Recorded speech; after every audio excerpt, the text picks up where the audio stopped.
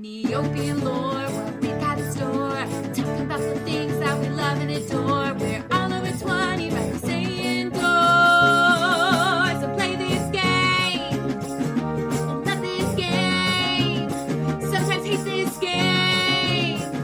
But let's all talk about Neopian lore. Yeah! Woohoo! Welcome to episode 6 of Neopian Lore. I hope you have some blankets to hide under, since this episode is going to get spooky. I'll try to be as accurate as possible and attempt to pronounce all names correctly, but keep in mind, this world is fictional and this is all just for fun. I'm your host, Krista Poyman. Now, let's cozy up to some nostalgia. We all remember anagrams from middle school, right? You know, where the letters of a word are jumbled around and you have to unscramble it. For example, I teba yu tenkon peske yim yoshe. I'll give you a whole 5 seconds to guess what the quote of today's topic unscrambles to. Do, do, do, do, do, do, do. Time's up. If you guessed, I bet you cannot escape my house, you're a winner. If not, you'll have to join Eliv Thade's dastardly fate. Better luck next time. Eliv Thade is a Kachik that haunts his old castle after agonizing over a puzzle to death. Though he's not painted ghost or Halloween or zombie, we're not really sure what he is. His stitched pale green skin, one large eye, 2 wispy black hairs upon his head, and bandaged hands give Frankenstein's monster vibes. There are actually 2 amusing caption contest images of him shoveling snow and drinking tea with his bandaged hands. Full respect, Eliv Thade. In his game, The Castle of Eliv Thade, we see a portrait of a light green Kachik with yellow eyes and black swoopy hair, which was confirmed by TNT of what Eliv looked like while he was alive.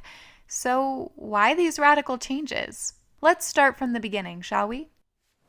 A long time ago, in a castle that lay deep within the haunted woods, lived a Kachik named Eliv Thade. A puzzle writer by profession, Thade prided himself on being able to instantly work out any puzzle that was brought before him. Visitors came from far and wide, eager to win fame for having finally stumped him. But without exception, they all failed. This went on for quite some time until one day, one of Thade's servants in the castle gave him the longest, most complicated puzzle he had ever seen. And to everyone's amazement, he could not work out the answer. For hours, days, and months, Thade kept trying to find a solution, but it was no use. Each day, the servant would smile sweetly and ask Thade if he had succeeded in solving the puzzle, and each day, Thade would storm off in a rage. I just love that the servant would ask him each day about the puzzle he couldn't solve. I feel like there was some pettiness involved, like he yelled at her for disturbing him, or she didn't do something up to his standards, and this was her way of revenge. R/anti-work would be very proud of her. Eliv Thade's name is an anagram that can be unscrambled to form a multitude of emo phrases. Evil hated, evil death, vile death, live hated, and live death. Anagrams are nothing new, being dated back to the ancient Greeks. They still pop up today, whether for puzzles, fun, or social commentary. Harry Potter's Tom Marvolo riddle equates to, I am Lord Voldemort, which the name had to change dependent on the language of the story. The New York Times has been re-scrambled to Monkey's Right, or the Church of Scientology has been rearranged satirically to Rich Chosen Goofy Cult. Anagrams are also a way to create pseudonyms for artists, writers, and musicians. If you ever have to solve an anagram during a game night or Eliv Thade's game, here are some tips and tricks. Look for likely combinations of consonants, like TH or BR. Then look for suffixes like ING, ESS, IZE, and prefixes like MIS, TRI, or PRE. That being said, there was a local anagram game I participated in where there were puzzles all around the local park. There were so many easy words I just could not solve. The frustration was real, and I connected with Eliv Thade on a personal level that day. For years, Thade agonized over the puzzle, spending every single waking moment poring over the books in his library. Somewhere, he thought to himself. It's just got to be in here somewhere. However, despite all the time and energy that he put into finding the answer, Thade's efforts proved to be in vain, as he was simply unable to find the correct solution. Eventually, Thade's obsession with solving the puzzle overwhelmed him, causing the Trouble Kachik's spiraling descent into madness. So what puzzle could drive someone this far into insanity to ultimately cause one's death? Was he trying to figure out why they never renewed Firefly for a second season? TNT has been hush-hush on the matter. One fan theory is that it's a puzzle with a multitude of solutions. I have trouble with this one since there are many aspects in life where there is more than one right answer, and if this was the case, I feel like he would have been stumped a lot sooner. Another theory, along the same lines, was that the servant brought to his attention that his own name has multiple solutions. But my working theory is that it's an anagram in another language, perhaps a dead Neopian language using symbols, making it difficult to even decipher the letters. Or maybe the servant trolled him and made up something and didn't realize how far Thade would take it. There are many real-life unsolvable puzzles, though not anagrams, that perhaps he agonized over. There's the 15 puzzle, where you're given a grid, 4x4, filled with 15 tiles all with numbers in them. You slide the numbers around to put them in numerical order. The catch is, half of the starting positions make it simply impossible.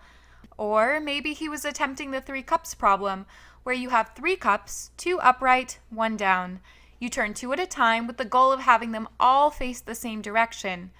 There's a ton of these problems out there, and most of them sound simple on paper. So find a friend, explain the problem, and watch them get slowly more irritated. Hopefully you'll still have a friend by the end of the evening. Heck, even when I was researching unsolvable problems, I tried the 3-cup one, and even though I knew there wasn't an answer, I still got angry. The tortured artist is nothing new. This was very prevalent with composers, but the iteration that fascinates me the most is the curse of the 9th Symphony. The concept? After you write your 9th Symphony, you die. Yeek! Examples of this are Beethoven, Schubert, Anton Bruckner, Kurt Atterberg, and Antonin Dvorak. Now, Gustav Mahler began to panic when he noticed that so many had died after writing their 9th Symphony and was convinced it was cursed. So what did he do? He tried to cheat, like our good friend Brucey B. He composed Das Lied von der Erde. Though it was a symphony, he refused to call it so. He then started to work on quote-unquote Symphony No. 9, though it was his 10th work. But spoiler alert, Mahler died while working on it. More modern composers have weighed in. Arnold Schoenberg said, "It seems that the 9th is the limit. He who wants to go beyond it must pass away. It seems as if something might be imparted to us in the 10th, which we ought not yet to know, for which we are not ready. Those who have written a 9th stood too close to the hereafter." Composer Philip Glass has also stated, "Everyone is afraid to do a 9th. It is a jinx that people think about." Now, I actually went to school for music composition, and we always joked about the curse, though I do wonder if a few friends were actually superstitious about it. But don't you worry about me. I've only written one, and it was way too much work to do again. It wasn't long before Thade's castle began falling into disrepair as his servants, who were scared for their own safety, moved as far away as they could. Many years later, Thade died alone without ever finding the answer to his servant's puzzle. However, the specter of Eliv Thade still roams the cold corridors of the castle, seeking to exact a terrible revenge from anyone who dares to enter.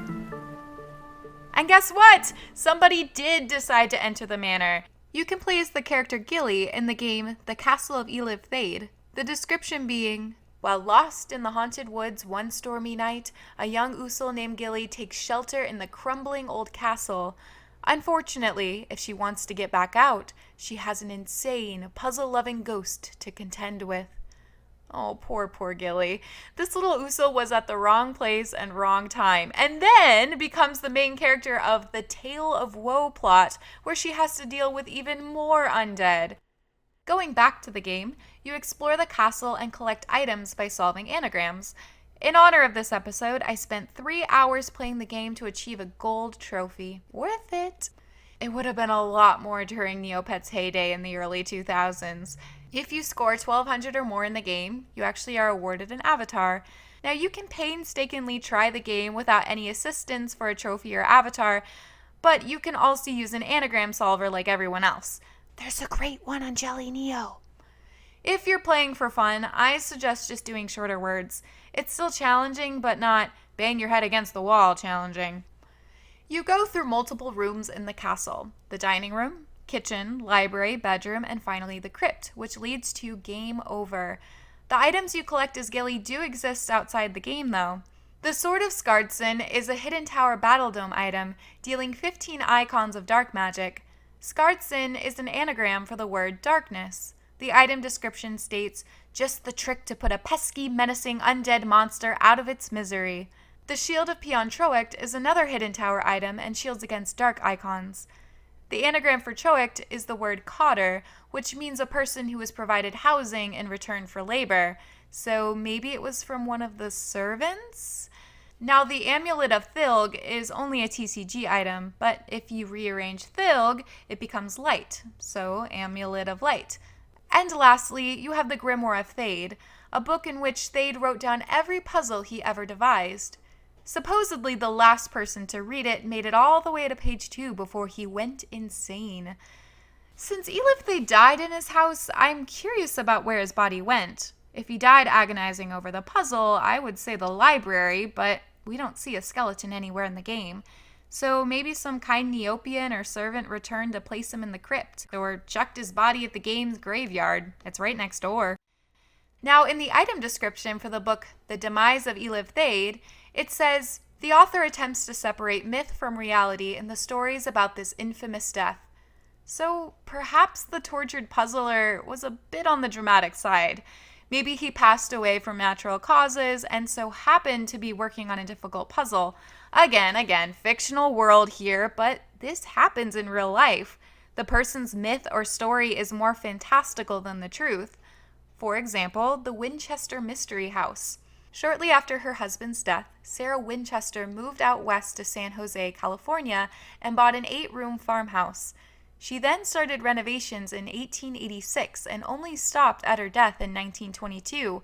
The farmhouse soon became an unusual mansion featuring 160 rooms, 47 fireplaces and stairways, some leading nowhere, 17 chimneys, 2,000 doors, 6 kitchens, and 13 bathrooms. Why, you may ask? Well, the rumor is that due to her inheritance from the Winchester Repeating Arms Company, she was told by a psychic in order to protect herself from spirits who had fallen from her family's rifles, she must continue building onto her home in order to confuse the ghosts. Spooky. But the real reason? She had a lot of architectural ideas, a lot of money, and decided instead of following professionals' advice, she wrote up her own plans. In a letter to her sister, she wrote, "I am constantly having to make an upheaval for some reason. For instance, my upper hall, which leads to the sleeping apartment, was rendered so unexpectedly dark by a little addition that after a number of people had missed their footing on the stairs, I decided that safety demanded something to be done." Other anomalies in the house were due to an earthquake in 1906, destroying much of it and warranting quick repairs. She was also fairly quiet on the social scene, being mostly with close family, and this let the stories and gossip stew, transforming to the paranormal one we know today. When I first heard about the Winchester Mystery House, I heard the myth. Even tour guides of this site are instructed to give 2 versions depending on who visits: the actual one with documented facts, or the myth. See, tagging on myth or lore or allegedly puts a disclaimer on the story. People love a good ghost story, and that's what sells, and it helps tourism. Historical sites need to stay afloat too, and the goal is hopefully it will lead to people learning the equally bizarre story, though absent of ghosts. That being said, a number of employees and a few visitors claim to have crossed paths with Clyde, a mustache man sometimes seen pushing a wheelbarrow in the basement or trying to repair the fireplace in the ballroom. Is Clyde a real ghost? A figment of their imagination? Or just an actor trying to get free room and board? Going back to Eliv Thade, you can see his lovely face in the Gallery of Evil. He is also shown in the background of the Awakened trailer, a group of undead Neopians who participate in the war for the Tyranian obelisk. So he finally did get out of his house. It's the only time we ever see it, so I'm proud of him. Quite a few items resemble Eliv Thade, from his cloak to a burger to a lamp that is giving serious Silence of the Lamb vibes. But my favorite item is the adorable and cuddly Eliv Thade plushie with the description, evil mastermind or insane genius. It sometimes can be a fine line. The most recent Kachik Day released Eliv Thade clothing items, so now even your Kachik can frighten all the Neopets in your neighborhood. You can also find a book he wrote called Eliv Thade's Guide to Anagrams. It's unclear whether he wrote it before or after death. So, who's to say what the puzzle was that stumped him? Perhaps he truly didn't care to find the answer, and the puzzle of it all was what intrigued him. As he says on his TCG, everything is a game, a vile, evil, delightful game. Well, that's all for this spooky episode of Neopian Lore. All characters and licensing belong to Neopets.com. Music was created by me, Krista. Today's composition is called Spooky Scary Castleton. I hope you have a lovely day in Neopia.